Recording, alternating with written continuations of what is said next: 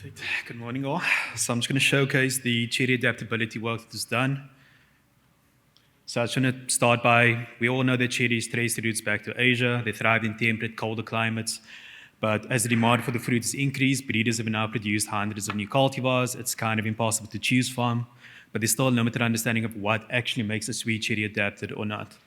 So the increase in the global demand, it's also led to production in production areas such as Mediterranean climates, similar to what we have, southern Spain, France, for example.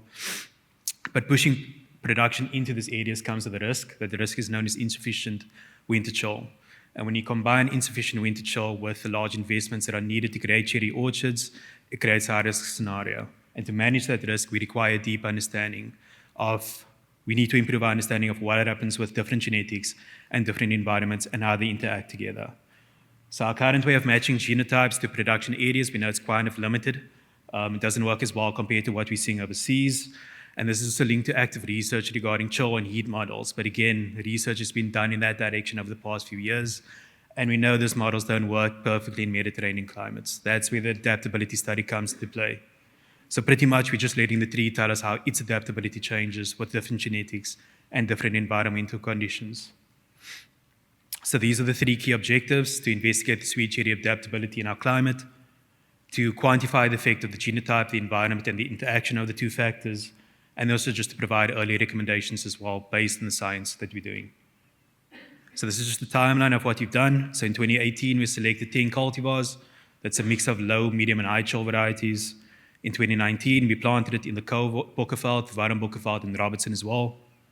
And then in 2020, we had our first data where we started looking at natural growth habits. We left the trees as they were and looked at the more natural aspects before we started manipulating the trees. 2020, the trees were allowed to overwinter for the first time, and you gave them dormix for the first time as well. And in 2022 and 2023, we now started to look at yield and fruit quality, first and secondly for bearing. First to bearing year, sorry. And 2025 is where we are today. Okay, so I'm just going to cover the main findings this found in my 2 years of the study, whilst I was still an M student. So with the bud break, we found that the high chill conditions favors bud break. It also improved bud break synchronization. In terms of the dormix, hydrogen cyanamide, we found very little evidence that it actually works in young trees. It actually didn't improve bud break as much as we thought. Filling the vertical space, pretty much most of the trees filled up the vertical space.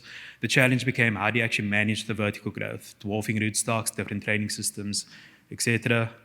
In terms of the basal dominance, the warmer the climate, we found more basal dominance that was linked to that. There's also genetic differences as well. In terms of the lateral branching, filling the horizontal space, there's both a genotypic and an environmental component to this. So in the first season, we saw some nice genetic differences. The moment the trees overwintered, it became more about the environment. Hazel and Sequoia, those are actually the best two genotypes in terms of the lateral branching. And then also the scoring and the prominent applications we applied, it worked quite well. It actually does work, but it varies a lot based on which genotype you give it to. And there's also environmental effect there as well. In terms of bearing positions, that's spurs. So overwintering was the main thing over here. Essentially, the colder the climate, the more spur formation we got. There was one single standard cultivar, that was Royalty Yoga. Wherever we put it, it spurred up. And yeah, it just comes into this question or this thinking of be careful about which environment we have. An environment might encourage spur formation, but you also have a high spurring variety. You might actually throw the tree's balance off. And the last point is just about labor. Essentially, the warmer climates required more labor, which seems quite obvious. And pruning has to be done on a genotype basis. That's due to the different growth habits that we have. So I'm just going to focus on this one. This is the fourth-year yield results that we got.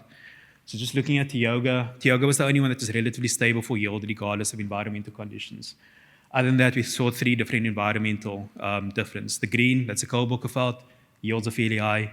The orange, that's a Warm Bokkerveld, yields were decent. It's not as good as what we thought, but we think that there's a problem in the pollination and the fruit set phase. And then in the Robertson production region, the low chill area, yield was limited. That's because we didn't get enough spurs, flowers, and the bud break as well. We saw some bud extinction there. So just to conclude the main findings, the study has shed light on some ideas of overall adaptability, the larger picture that's at play. In terms of the environment, it pretty much dictates which cultivar you can buy in and access the cherry market. That's the main factor that's at play here. We got an idea in terms of once we're working with less chill, less rainfall, we have some kind of prediction of how cherries are going to look. With that kind of scenario, that's just based on the Robertson information and the warmer climate. But that high risk, there is a potential reward, which is the early market access, so that risk to reward has to be weighed out. The Warmbokkenveld, it showed itself as a strong, promising alternative. It has some of the benefits of both high and low chill conditions, but they still require further research in terms of what happened with that pollination that we have to go figure out again. And then the high chill essentially got more spur formation, more yield. Just on the interaction effect, we found it in every single year on the majority of traits we studied. The best three cultivars was Tioga, Hazel, and Sequoia. There's no such thing as a single superior genotype. It pretty much doesn't exist. So this ties us into the idea of scientifically based recommendations and the overall long-term aim of the project, which is to create an index based on scientific ideas that we can actually minimize the risk in terms of evaluations for breeders, for IP owners, and for industry as a whole. So I'd just like to thank everybody that is involved, the producers, the funders, and also the research partners. Thank you.